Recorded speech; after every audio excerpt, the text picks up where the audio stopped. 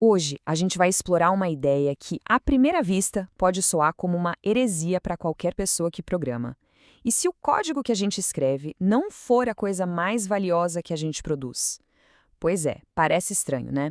Mas é exatamente essa provocação que a OpenAI está colocando na mesa. Então, vamos começar com uma pergunta que parece que tem uma resposta na ponta da língua, né?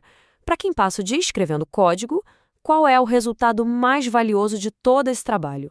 E a resposta, por mais contraintuitivo que possa soar, é que o código em si, ele representa só uns 20% do valor real que um profissional de programação entrega. Eu sei, é de cair o queixo. Mas vamos entender juntos o que são os outros 80%? E esses outros 80%? Bom, eles são basicamente comunicação estruturada.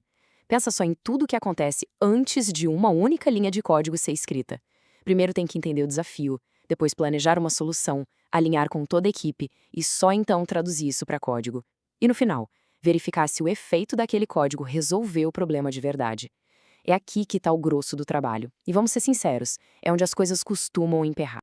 E se essa ideia ainda parece um pouco abstrata, ela fica super clara quando a gente olha para uma prática que está se tornando bem comum hoje em dia, o tal do vibe coding. É aqui que a coisa fica curiosa.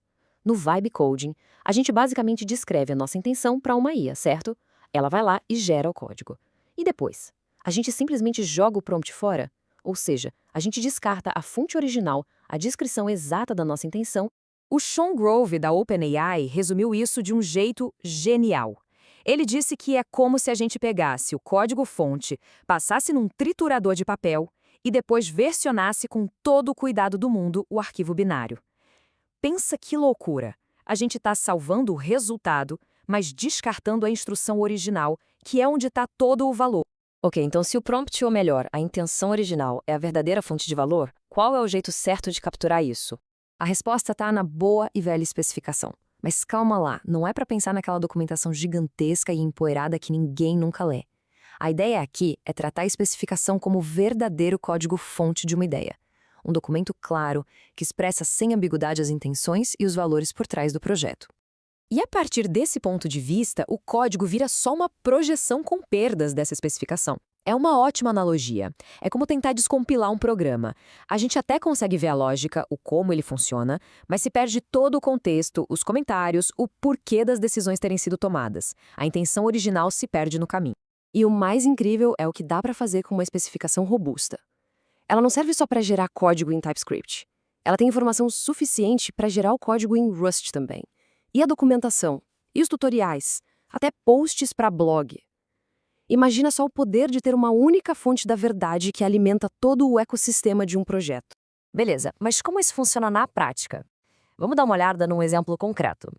A própria especificação de modelo da OpenAI. E o mais surpreendente é a simplicidade disso. Não é nenhum sistema complexo, não. É só uma coleção de arquivos Markdown abertos para todo mundo ver. Isso é fundamental porque permite que gente de todas as áreas, produto, jurídico, segurança, pesquisa, consiga ler, entender e alinhar os objetivos.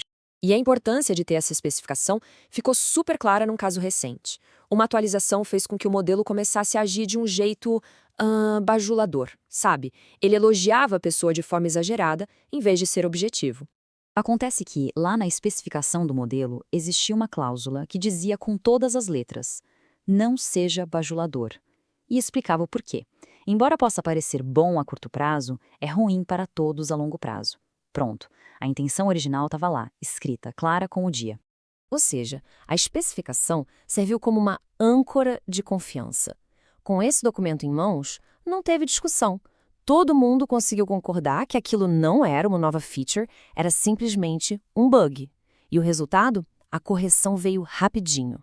E esse exemplo é perfeito para mostrar como essa ideia de especificação como código vai muito, mas muito além do mundo do software. É um princípio quase universal. Pensa bem, o que um programador faz? Escreve uma especificação de código para alinhar o comportamento de um chip. E um gerente de produto? Escreve uma especificação de produto para alinhar o trabalho de uma equipe. Um legislador? Escreve uma lei para alinhar o comportamento das pessoas. No fundo, são todos autores de especificações. Então, o ponto central é este. A habilidade que está se tornando cada vez mais rara e valiosa não é necessariamente a de codificar, mas sim a de escrever especificações que capturem de forma completa a intenção e os valores de um projeto.